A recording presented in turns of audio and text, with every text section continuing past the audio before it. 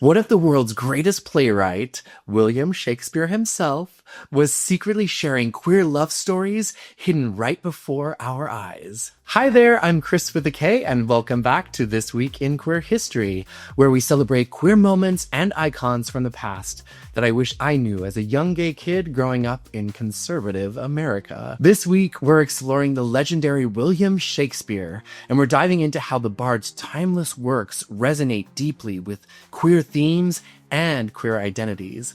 So hold on to your feathered hats and Elizabethan collars because we're uncovering the vibrant queer undertones you never learned about in your English class. This week in queer history, stories told with love and glee. So let's set the scene. Elizabethan England, an era not bound strictly by modern definitions of sexuality. Shakespeare, writing plays that would captivate audiences for centuries, embedded narratives rich with gender bending, secret identities, and emotional bonds that today we can recognize clearly as queer. Take Shakespeare's sonnets, for instance. Many scholars highlight the intense, affectionate language he used towards the mysterious fair youth. Now, these aren't your typical bros being bros sonnets. They're filled with longing, vulnerability, and deep emotional intimacy. It's not just friendship Shakespeare is describing, but a profound emotional and romantic connection. And I'm always trying to decode texts for hidden flirtation,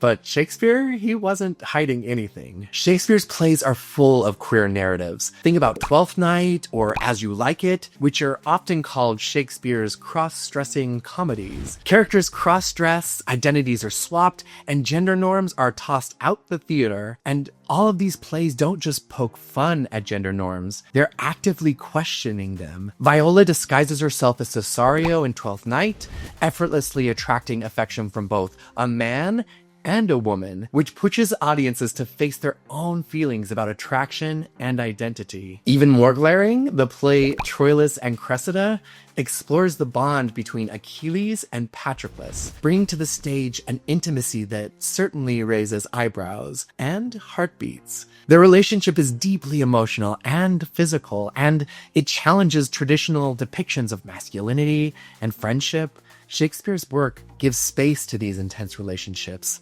celebrating love in all of its forms. Of course, interpreting Shakespeare through a queer lens isn't without controversy. Some critics argue these interpretations project modern ideas onto historical texts. But here's the kicker. Elizabethan society had a far more fluid approach to sexuality and gender than we assume today. Shakespeare himself wrote within this open context, allowing his narratives to explore intimacy and identity beyond a rigid binary. Today, Shakespeare's queer themes find new life in modern adaptations. From stage to film, new productions emphasize queer subtext openly, showing off how Shakespeare's work resonates with the current struggles for queer acceptance. Festivals, performances, and academic discussions worldwide continuously reinforce Shakespeare's status as an enduring queer icon. Shakespeare! What can I say? I was lucky enough to land at a university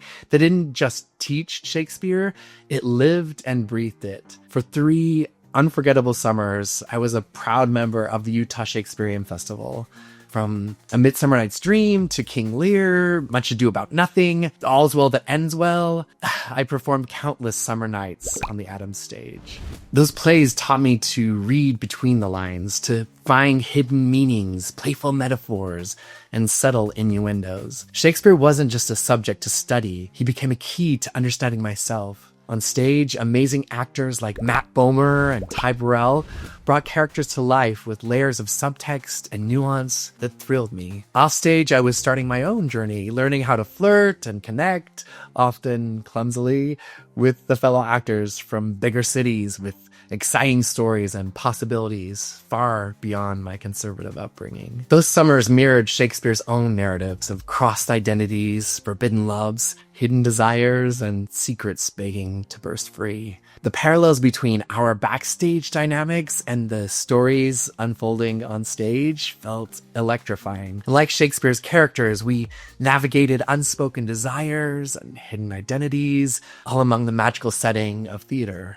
Shakespeare wasn't just history, he was a living, breathing guide to navigating love, identity, and self-expression. The Bard's work taught me it was okay, even beautiful, to embrace complexity, to love deeply, fiercely, and freely, regardless of societal expectations. These lessons extended beyond the stage, shaping my identity, my understanding of love, and my courage to live openly. Looking back, I realized Shakespeare gifted me the courage to embrace my own identity. Just as his characters found strength and beauty in authenticity, so did I. Shakespeare's queer stories gave me permission to explore, question, and ultimately celebrate who I was and who I wanted to become. So what do you think about Shakespeare as a queer icon? Did today's exploration change how you view his work? Drop your thoughts in the comments below. I'd love to hear them. And if you want more queer history, click this video popping up right over here, and you can always sign up for the mailing list, which I send out every week.